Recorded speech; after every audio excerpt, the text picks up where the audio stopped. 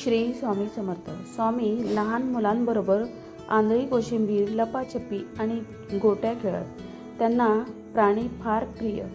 नंदा नावाची गाय त्यांची आवडती होती असे मानले जाते. स्वामी तिला प्रेमाने भरवत, मग ती सुद्धा स्वामींना आपल्या जिभेने खरा चाटे. स्वामी कधी कधी तिच्या 4 पायांमध्ये जाऊन बसत आणि तिच्या आचळांना तोंडाने डुसी देत. मग ती सुद्धा आपला पान्हा स्वामींसाठी मोकळा करे. धारोष्ण दूध मनसोक्त पिऊन झाल्यावर स्वामी नंदा गाईला मिठी मारून माझी माय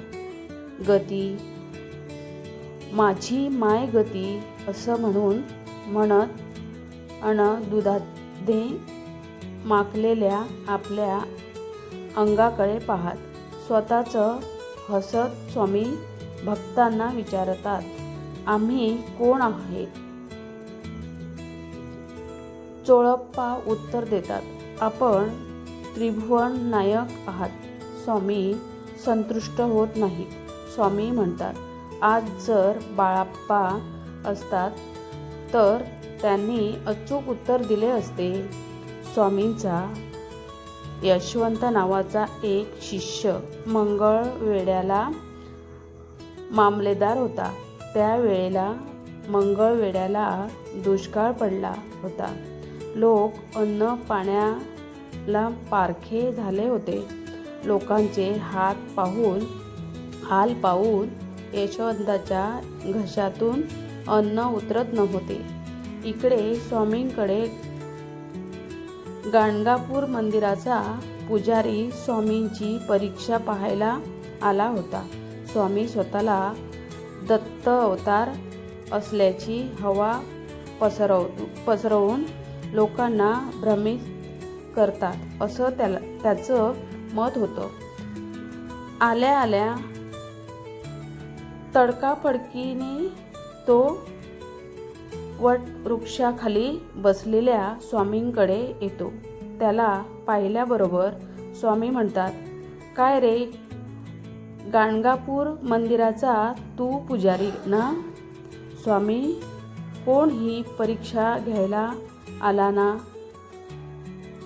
पुजारी चपापतो पण स्पष्टपणे कबुली देतो.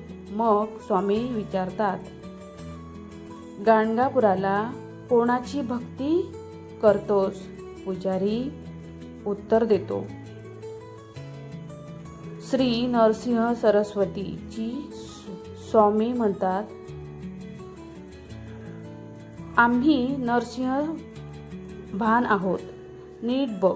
आम्हाला पुजारी पाहतो तर काय स्वामींच्या जागेवर साक्षात नरसिंह सरस्वती उभे आहेत.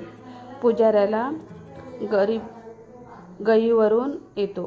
काही क्षणांनी स्वामींच्या जागी श्रीपाद श्रीवल्लभ दिसतात.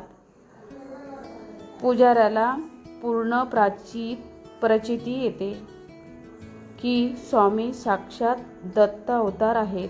तो स्वामी चरणी मस्तक ठेवून क्षमा मागतो. मग म्हणतो, अक्कलकोट हेच गाणगापूर व गाणगापूर हेच अक्कलकोट आहे. श्री स्वामी समर्थ. हा व्हिडिओ तुम्हाला आवडला असल्यास लाईक, शेअर, सबस्क्राईब करा. धन्यवाद.